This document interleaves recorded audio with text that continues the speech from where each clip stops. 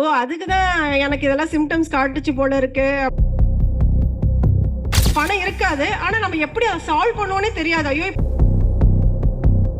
உண்மையான கிரியால வந்து ரொம்ப பவர்ஃபுல் இருக்கு.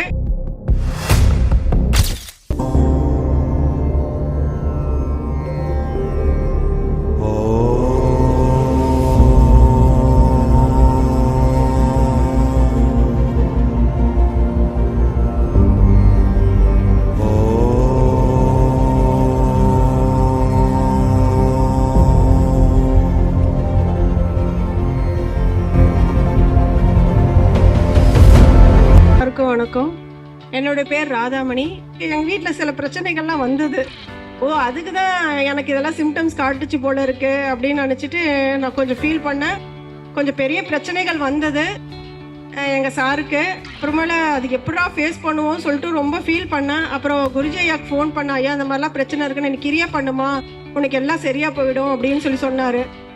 அப்போ நான் உண்மையிலே கிரியா பண்ணேன். நீங்கள் என்ன வேணாலும் நினச்சிக்கோங்க, நான் கிரியா பண்ண எனக்கு வந்து சாருக்கு பிரச்சனை இருந்தாலும் எனக்கு கூட இருந்த சரௌண்டிங்ஸ் எல்லாருமே சப்போர்ட் பண்ணாங்க. நான் தனியாக தத்தளிச்சு என்னடா பண்ணுறது அப்படின்ட்டு எங்கள் ரிலேஷன்ஸ் வந்தாங்க, சொந்த பந்தம், ஃப்ரெண்ட்ஸுங்க எல்லாருமே எனக்கு சப்போர்ட் பண்ணாங்க. அவரோட ஃப்ரெண்ட்ஸுங்க எல்லாருமே எனக்கு சப்போர்ட் பண்ணி ஒரு பிரச்சனையிலேருந்து மீட்டு கொடுத்தாங்க.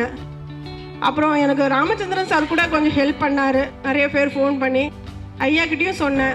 அது உண்மையிலே அது வந்து கிரியா பண்ண தான் எனக்கு உண்மையிலே இந்த பிரச்சனையிலேருந்து நான் வெளியே வந்தது.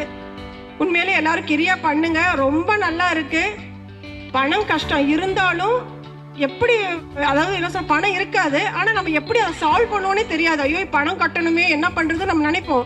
ஆனால் அது ஒன்றுமே தெரியல, பார்த்துக்கலாம், சரி விட்டு ஓட்டு பார்த்துக்கலாம், ஒன்றும் பிரச்சனை இல்லை அப்படின்னு அப்படியே சால்வ் ஆகிட்டு போகும். எங்கள் ஆஃபீஸில் நிறைய டார்கெட் கொடுப்பாங்க. நான் என்ன பண்ணுவேன், முன்னெல்லாம் நல்லா பண்ணிட்டு இருந்தேன். இப்போ எனக்கு கொஞ்சம் சின்ன ப்ராப்ளம்லாம் வந்தனால பண்ணுறதில்ல. இப்போது அதுக்கு எங்கள் ஆஃபீஸில் வந்து என்னை கேட்கவே மாட்டாங்க.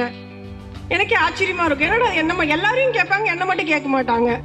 எனக்கே ஆச்சரியமாக இருக்கு. ஏன்னா நான் டார்கெட்டே சும்மா கொஞ்சம் பண்ணுவேன், ஆனால் நான் விட்டுருவேன்.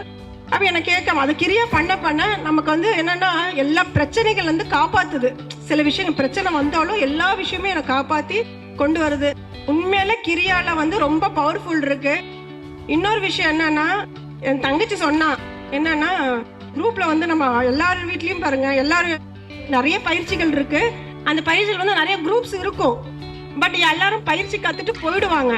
ஆனா நாம மட்டும் என்ன பண்றோம், நம்ம ஐயா வந்து குரூப் போட்டு விட்டுருக்காரு. அதுல வந்து ஃபாலோ பண்ணிட்டே இருக்காங்க. நாமளும் என்ன பண்ணுவோம், குரூப்ல போடுவோம்.